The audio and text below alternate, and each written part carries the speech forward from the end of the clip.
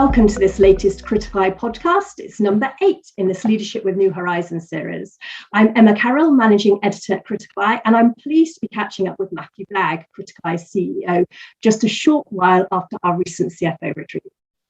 Matthew, I've really been looking forward to this catch-up, and it was so energizing, wasn't it, to get a function room full of CFOs together again.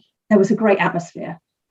There was an amazing atmosphere. I think that, as we all know, the colour's been draining out through a virtual lens. And I think the ability for everyone to come together and to share stories, experiences, and stories is just so important. Now, the reality is it was also a globally connected retreat, so people could dial in from anywhere in the world, and we had all the continents represented. And I think that's so exciting, that sort of hybrid element, which we're in or coming towards, is particularly exciting. We're obviously particularly fortunate at the moment in the UK that we could come together, which isn't the case necessarily in all markets at the moment. But it was a real refreshment for everyone there, and there was a sense of being a part of something and that immersive experience, which is so exciting. And I think that also rolled into the virtual audience, and that was the feedback that I think we got from CFOs who weren't able to be there in person, but they were able to engage virtually. I think it was more interactive and more experienced than a normal closed virtual environment. So yeah, no, it was wonderful, and everyone left on a high, didn't they, Emma? Yeah, exactly. So shall we pull out some of the big themes of the day, and also maybe we could combine it with the general conversations we're having with our members at the moment too. Does that sound good? I think that's great. Brilliant. Okay, in which case we did ask the CFOs some polls on the day, so I thought I'd pull out some of those interesting stats. And as we're heading towards the end of 2021, one of the big themes of the year has been mental health. And one of the polls we asked on the day, we asked about burnout. And 65% of CFOs there said that burnout of senior leaders was having a negative impact on business performance. I mean, huge figure. The HRD forum recently was actually 85%, so even larger. Is that something you're hearing about still at the moment? Yeah, I mean, I think it's quite shocking, the volumes. It's I think there's always a degree of burnout, and it's November, so there's always a higher degree in November than there is in certain other months of the year. But I don't think we should underestimate those statistics. I think it's a real reflection of the mental challenges that have been created over the last 18 months. The pressure to perform and the challenges to operate in a virtual world where you've got such a varying degree of challenge. And I think particularly in the CFO arena, the pressure on them to produce information flow has been extremely extreme. I also think you're seeing the challenges of the people agenda and burnout in there in terms of their teams, and that's obviously putting more pressure on those that are there. And obviously there is this element of people moving around as well, which I think sort of accentuates that. So I think those statistics are revealing, and I think that pretty well anyone would openly say they're more tired than they would normally be. And I think that's just incredible, that sort of state of mind that everyone's in at the moment. Yeah, and you talked there about people moving around, and when we caught up earlier in the year, you were seeing a lot of churn. Yeah. Are you still seeing that churn? Do you expect it to continue? Well, it's interesting, and to benchmark, I've had several conversations with CEOs and CFOs and chairs recently, and they present quite a mixed picture. I think that the element is that certain skills are in massive demand, and so that churn, I think, is just through the roof. And there you're into the obvious things of data science, certain coding skills and that sort of side. I think it's a little bit more of a mixed picture now coming through, because I think that early churn of I haven't been able to move has probably happened. And I think there is then this more interesting degree of change around the alignment and whether you're in an organization where there's clear purpose. And so I think that it's probably stabilizing a little bit in that sense. I think what you are seeing is you're still seeing, and that's probably accelerating, executives that are finishing their career because actually they're looking at the road ahead They're looking at the intensity with pressure probably going up, and saying, actually, financially, with asset appreciation that's gone through the roof in 2021, I don't necessarily need to work anymore, and as such, I'm going to step out, and I want a different career ahead. And I think that is absolutely going on. You're seeing a significant number of CEOs stepping out. You're seeing a significant number of CFOs stepping out, and that probably will carry on into the new year as a sort of hopefully the movement increases, and then individuals reassess their balance. Okay, lovely. It'd be great to catch up with you about that in the new year and follow up on that pattern. Another people question, collaboration. We asked about that, and CFO said, we asked them about what the biggest barrier to collaboration was in their organization. And they by far said culture and people. Those two things added up to 65% in total. And I was a little bit surprised, because I always hear CFOs talking about broken systems, broken processes, but those things didn't come up nearly so high. So do you think business culture has suffered as a result of COVID and maybe the hybrid working thing? Is that getting in the way of collaboration? I think that most people will openly articulate that productivity is down. And I think that's an output of the pressure and the challenges that are under. I think that we've got probably two different elements. In a lot of ways, the culture that we've had in a virtual world has been incredibly collaborative. You know, most leaders have been more engaged technically in their organization than they would have been in a physical environment. And technically, that capability to be collaborative, I think, is enhanced in a virtual world. On the other side of the equation, nearly everyone would say that you don't get the same buy-in and emotional support to something that's virtual, that there isn't the engagement levels, and the collaborative elements wane as time goes on. And I think that probably both of those things are true. I think if you look at great teams now, they're blending really well. And I was really excited to spend time with the group HR director of a FTSE 100 company just last week, and they've contracted everyone on a new hybrid model, and that's globally.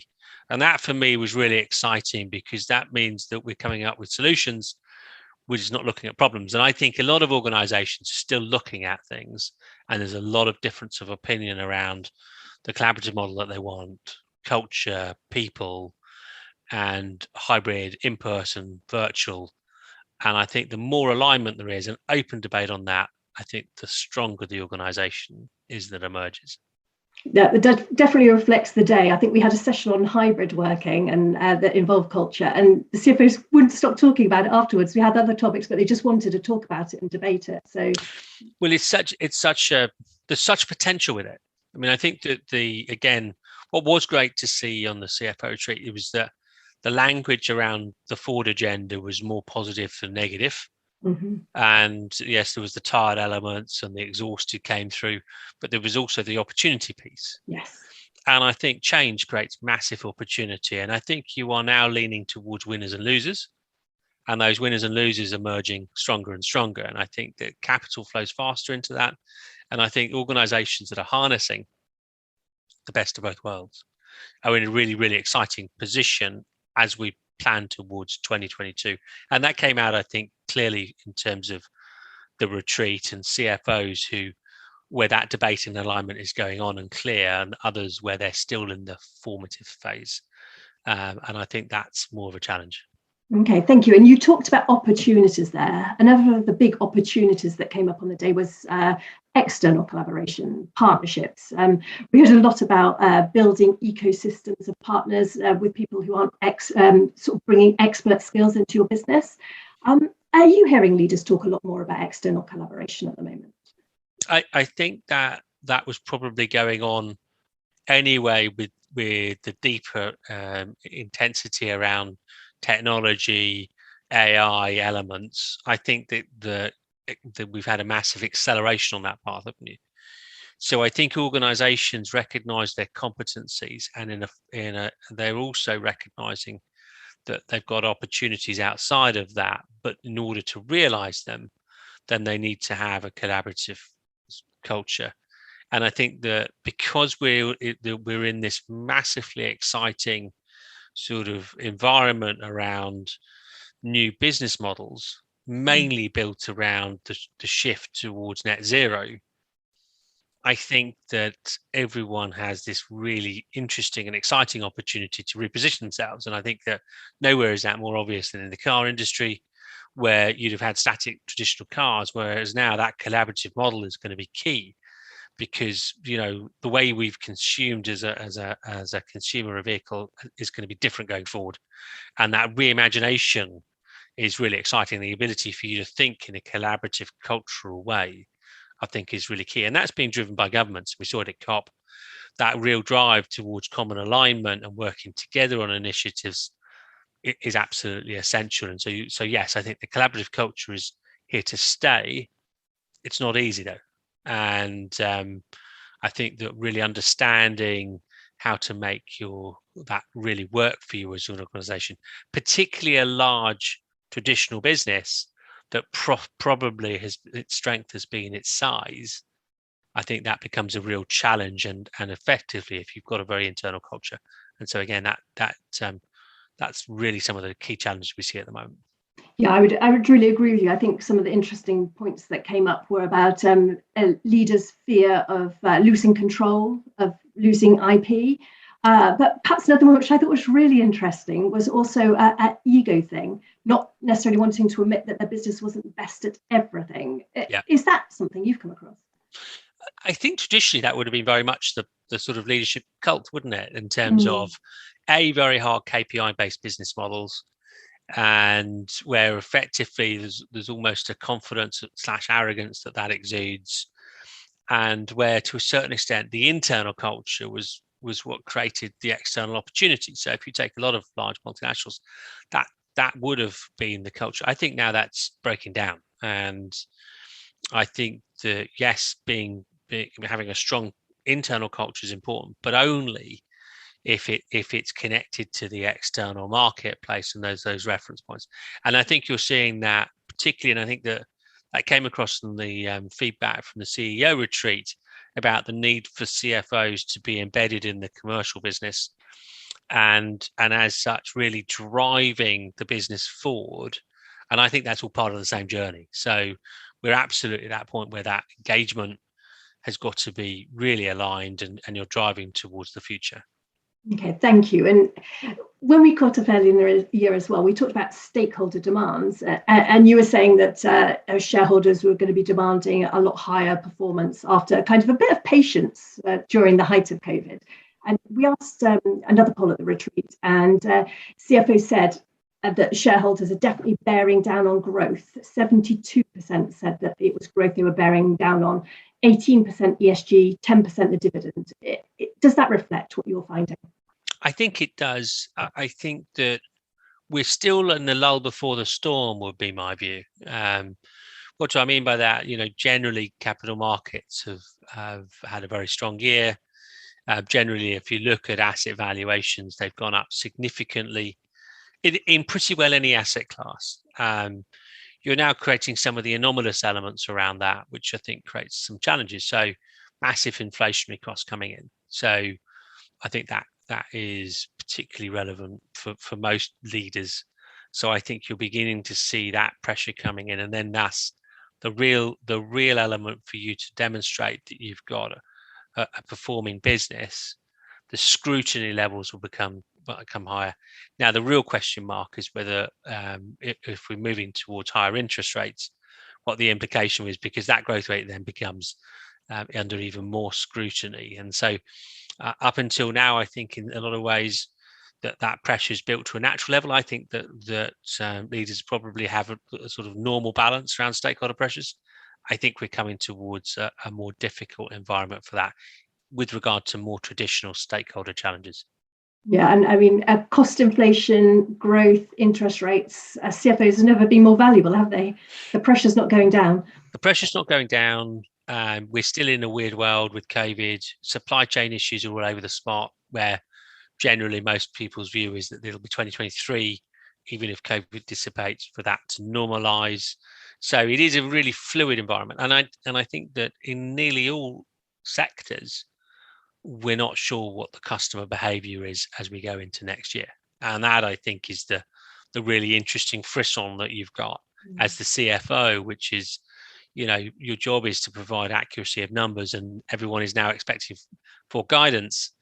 So I think you've got some nervous CFOs right now on their for guidance, because it's still a very difficult visibility in terms of things, especially around the cost base.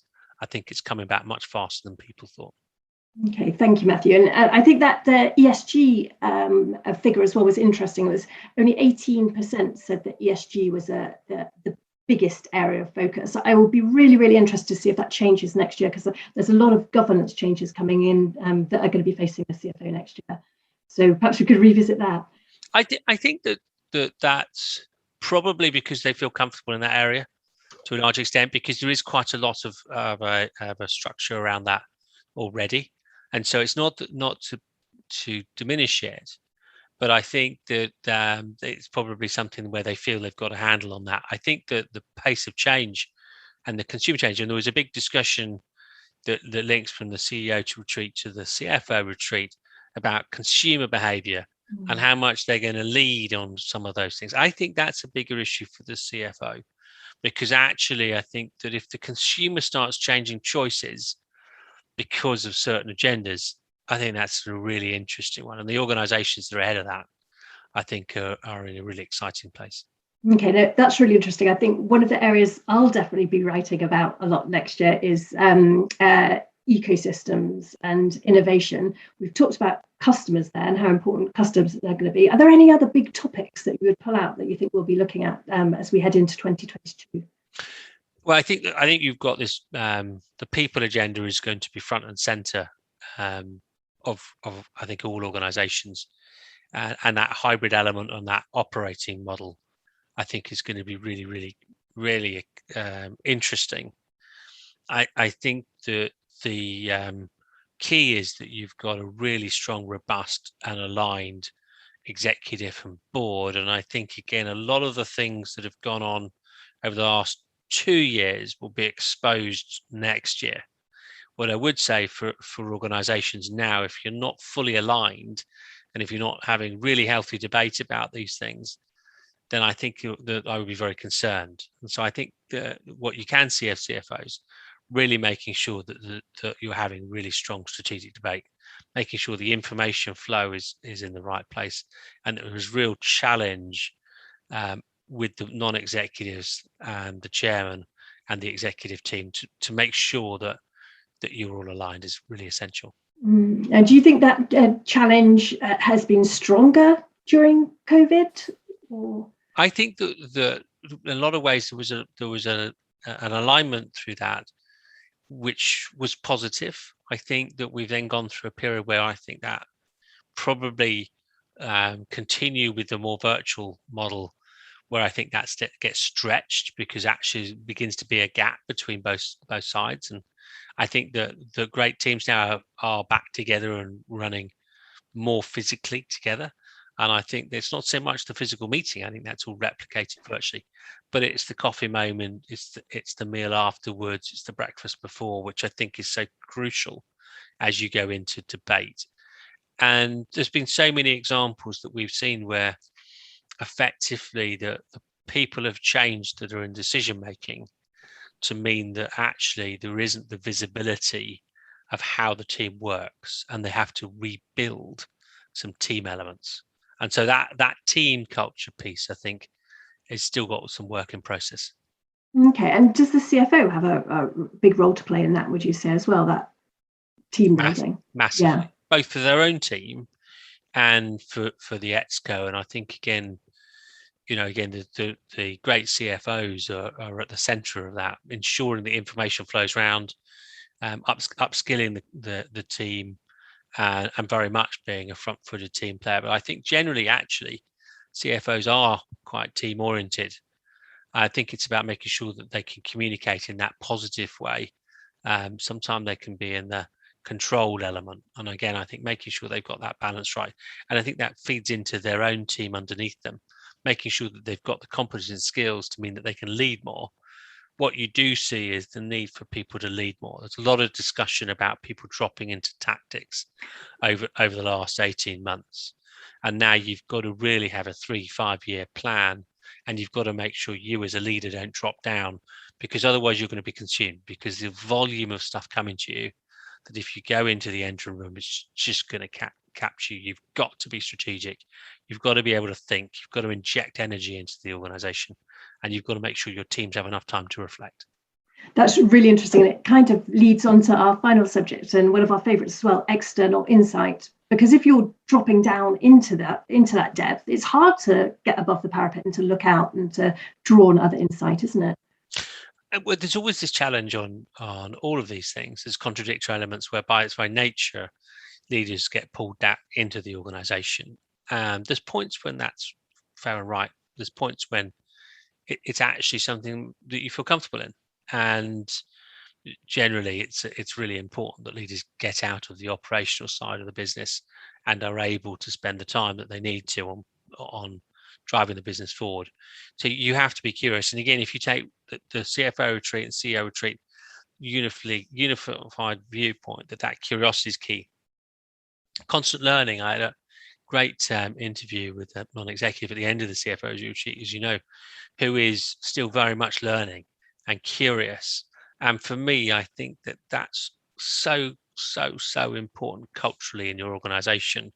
And for the CFO, you've got to be curious, which means you've got to be external. You've got to be thinking outside your own narrow constraints. You've got to have different access points, and you've got to put some time aside to do that. I really like that curious word, because it's very upbeat as well as it's quite playful. It's interesting perspective. The poll that we did in that area, 44% of CFOs said that their leadership teams were still struggling to pull external insight in. Any tips for them? Well, I think that that people can try and do things in a complex way, whereas actually it's a simple way. Bring experts into your meetings to act as a sounding board and put their views across. And virtually now, that's really easy to do. We do our pop-up boards, which is that critique, but that critiquing changes the way that people look at things. And I think at times people can be a little bit lazy. And don't be. Fresh ideas make you think differently. They also reconfirm your own thoughts. That's fine. At the end of the day, doesn't mean to say that a difference of opinion isn't going to make you reaffirm your own decision, but you'll do it with more confidence. And I do think that's so important. And I think we can all get sucked into, I haven't got the time, so I'm just going to get on with it. And I think that's a mistake, especially as we go into an environment where you're going to have a really strong capability to change to an adjusting, changing world. And I think that reflection capability is key. Brilliant. A really pressured time, but also a really exciting time coming up for CFOs. So I look forward to chatting to you about that again soon, Matthew.